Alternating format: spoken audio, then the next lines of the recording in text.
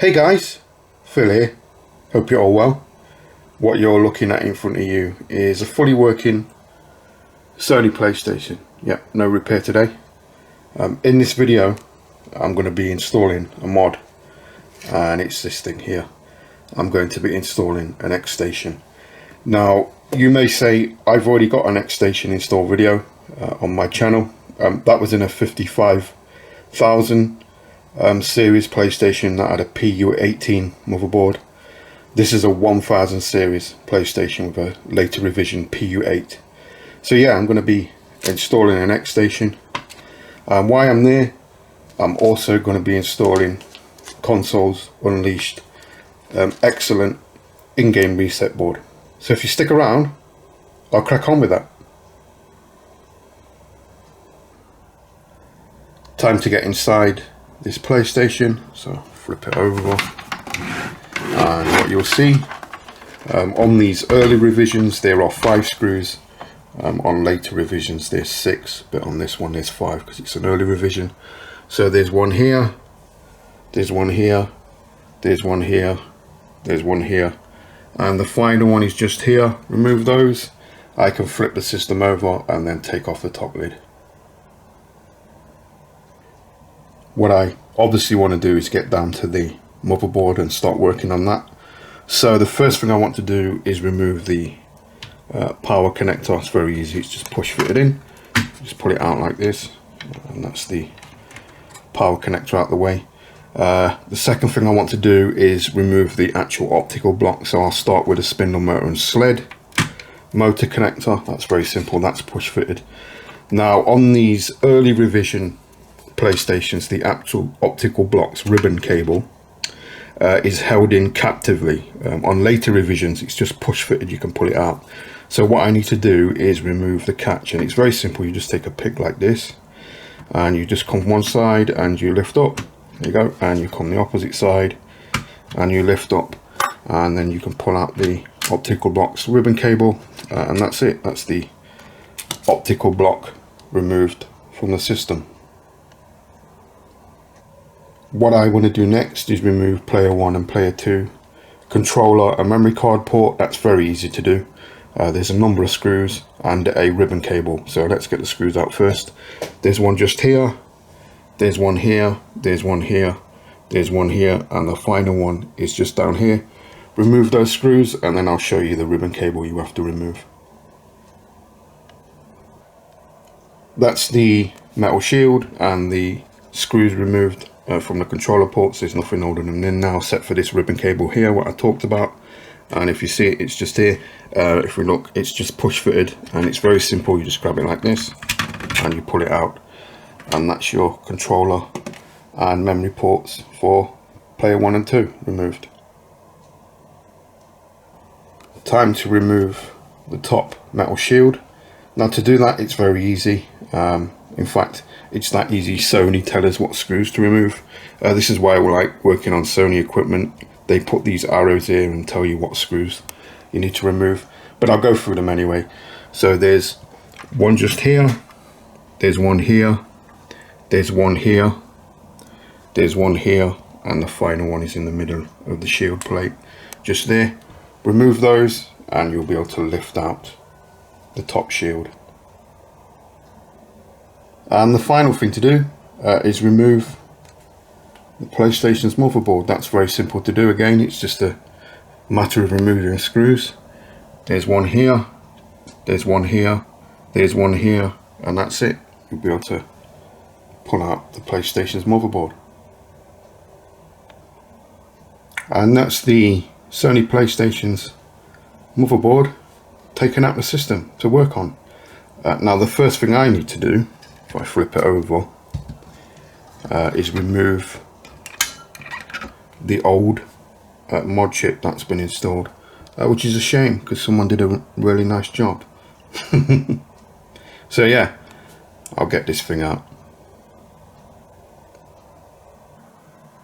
So you may be wondering what I can do with the old mod chip and the old optical pickup laser. Well, I can recycle them. The mod chip is an MM3, multi-mode free. and the code on the chip doesn't change. The only difference is the way you wire it in. Obviously you've got different motherboards, but the code's exactly the same. So I can recycle the mod chip, and I can do the same with the optical pickup laser as well. I can go and get a faulty 1000 series PlayStation with a dead laser, faulty laser, optical pickup, and I can replace it with this one and bring it back to life. And that's the mod chip removed. No one will ever know. So yeah, what I'm going to do now is I'm going to set up my microscope so I can start lifting the pins on the DSP and do some other prep work. So yeah, I'll get that set up and then come back.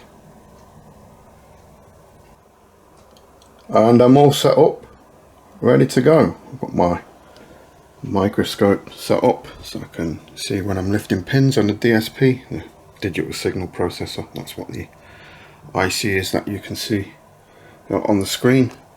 I've got my trusty pick just here that I'm going to use in conjunction with my soldering iron to lift the legs, and then I've got this blunt scalpel that helps me lift the legs as well. So yeah, now what I can do is I can record the output of this microscope, so you'll see exactly what I'm doing when I'm doing it. So yeah, let's crack on and install this xStation.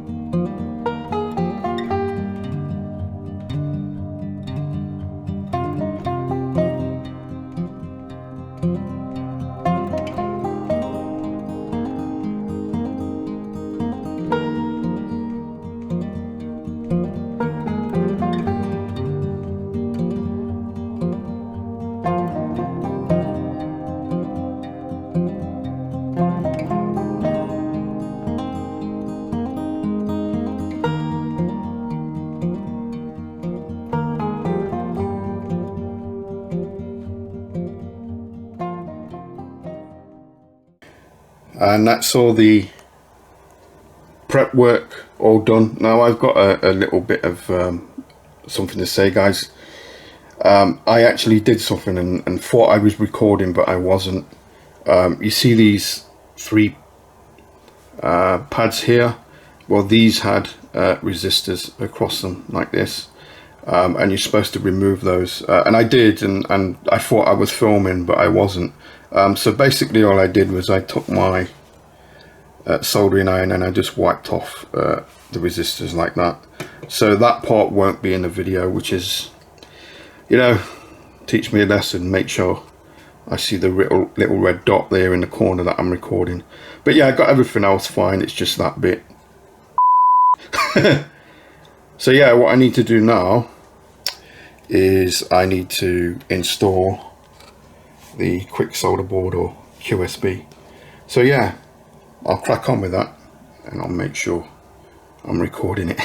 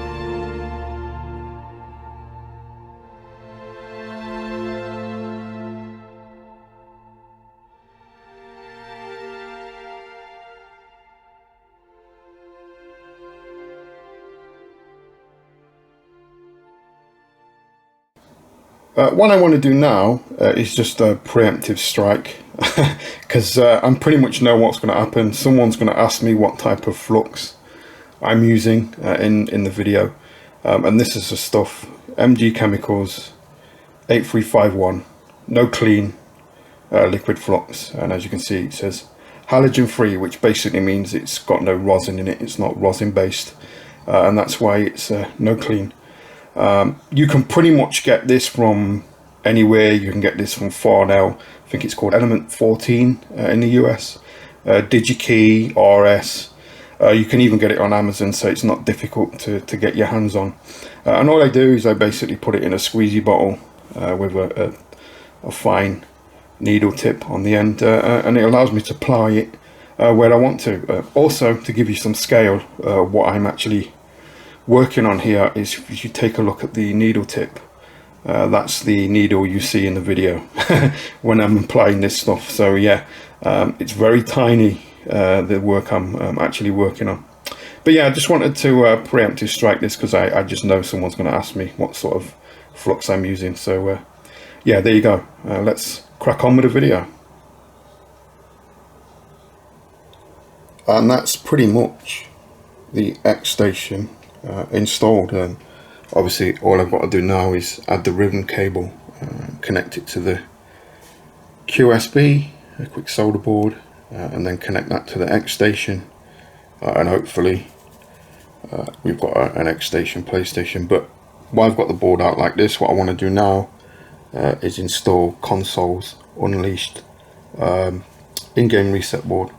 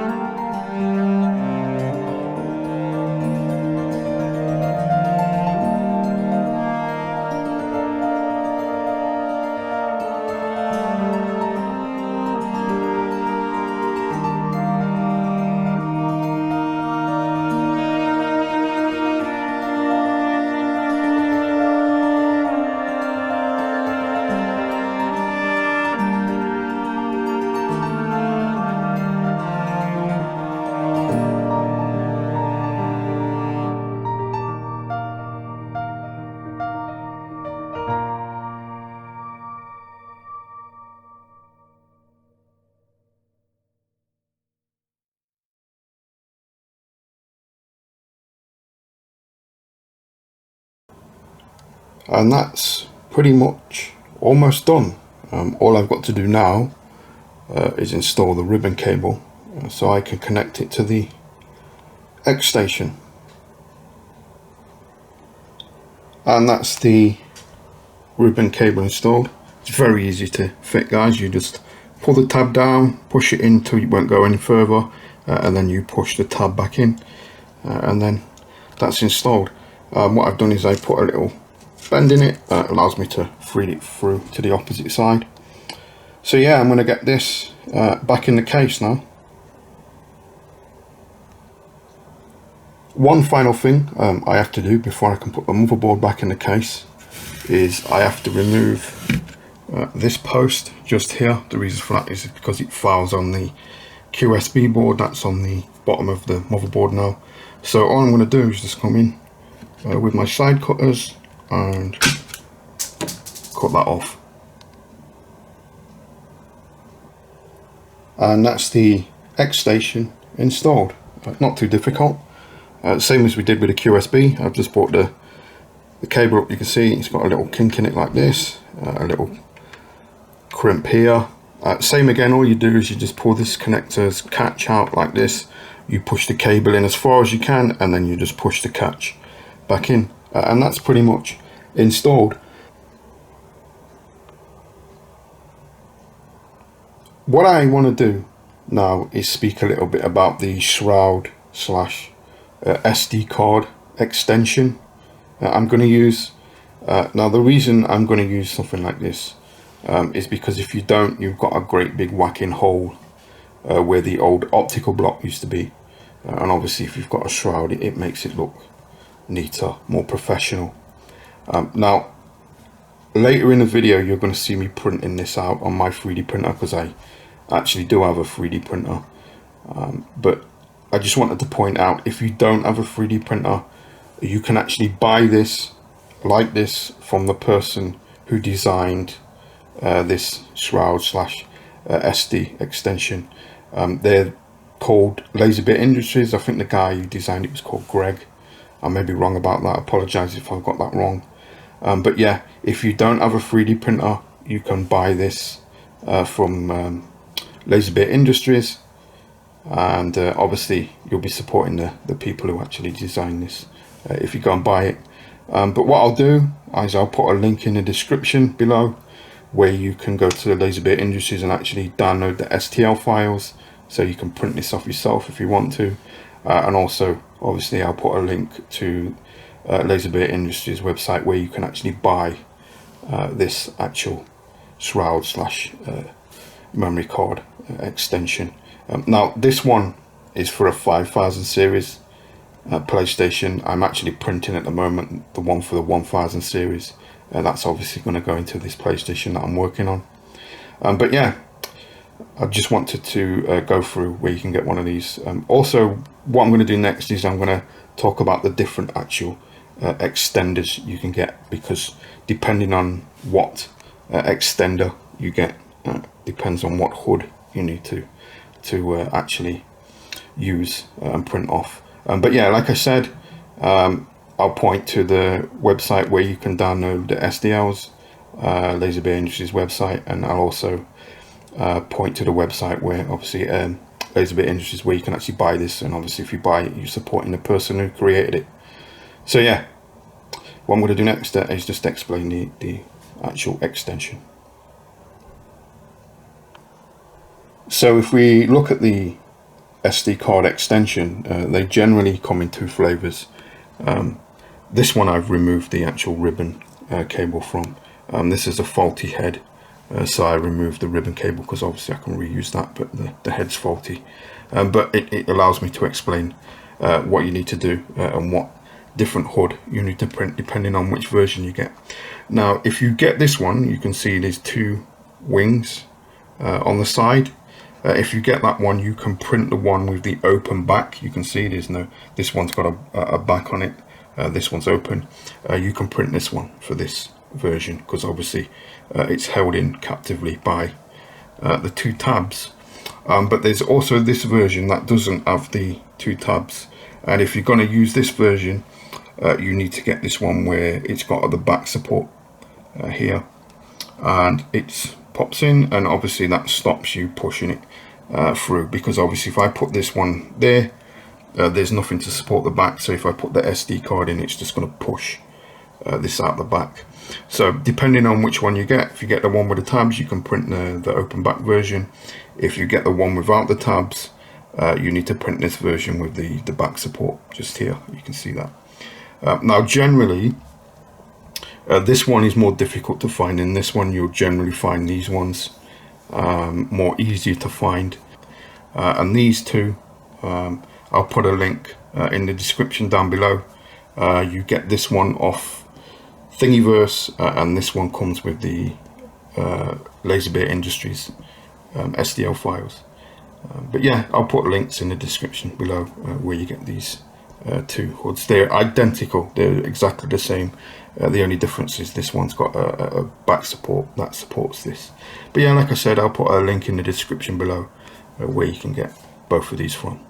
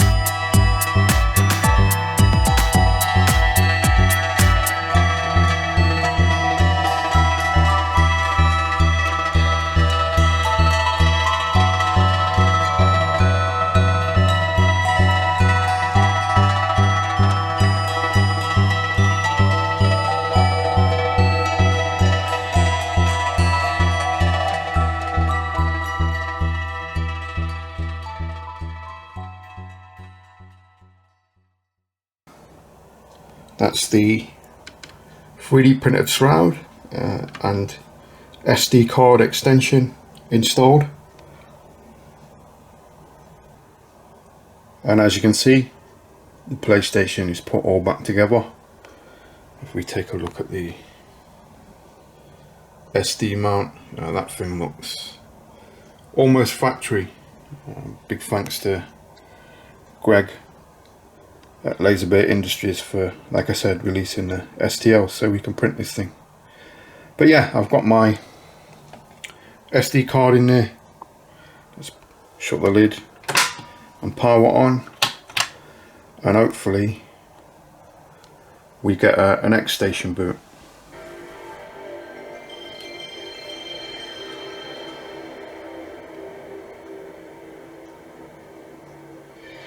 Yes, and there we go. It's a good sign.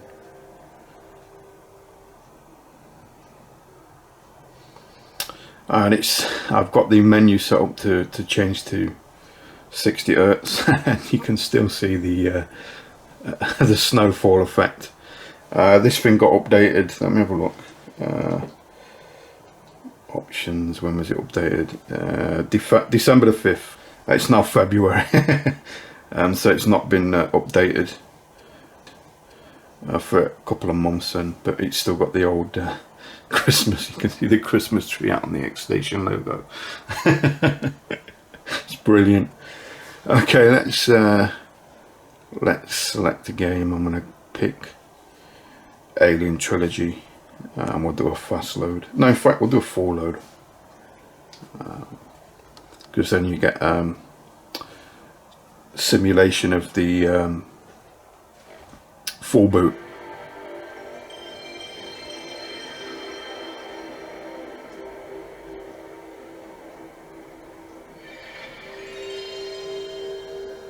A fast load basically skips this part and boots straight into the game.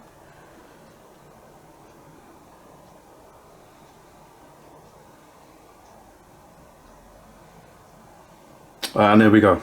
Alien Trilogy. Winner, winner.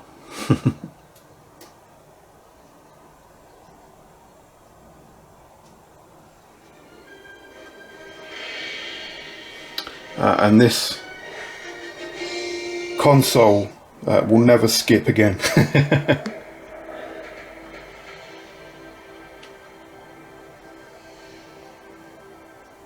Perfect FMV playing.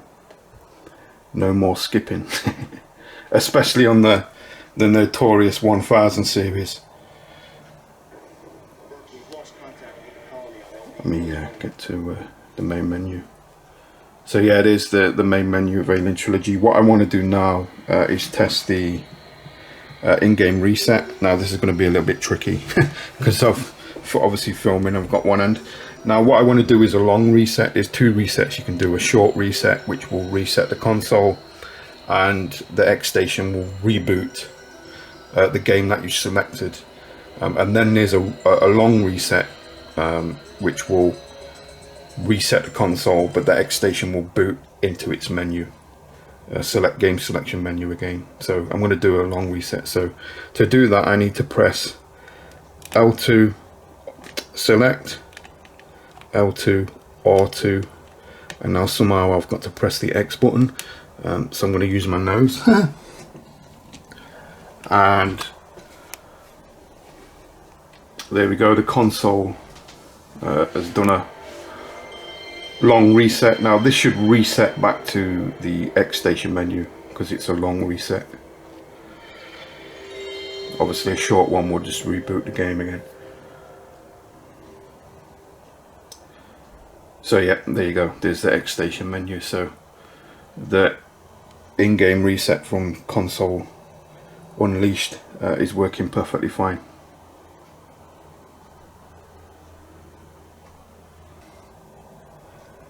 Let's wrap up the video. Power on the PlayStation.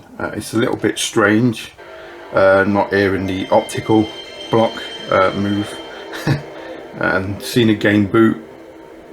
I mean the PlayStation is pretty much quiet now. There's no sound coming from it whatsoever. Okay, there's the xStation menu.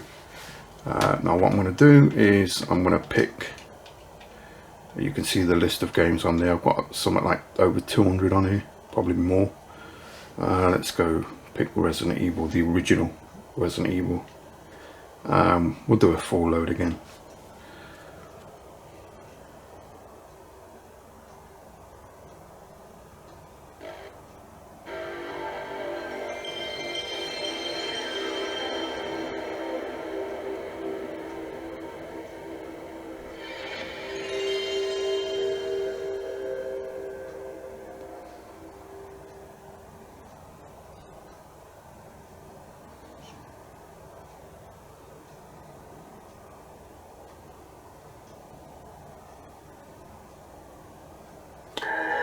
Focus.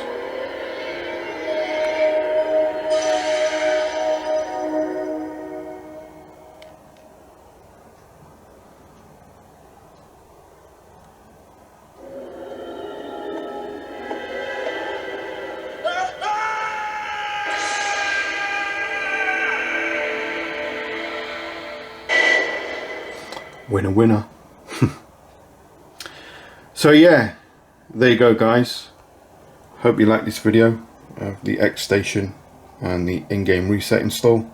If you did, please give it a big thumbs up, like, comment, subscribe, all the usual stuff, and as always, I'll catch you on the next one.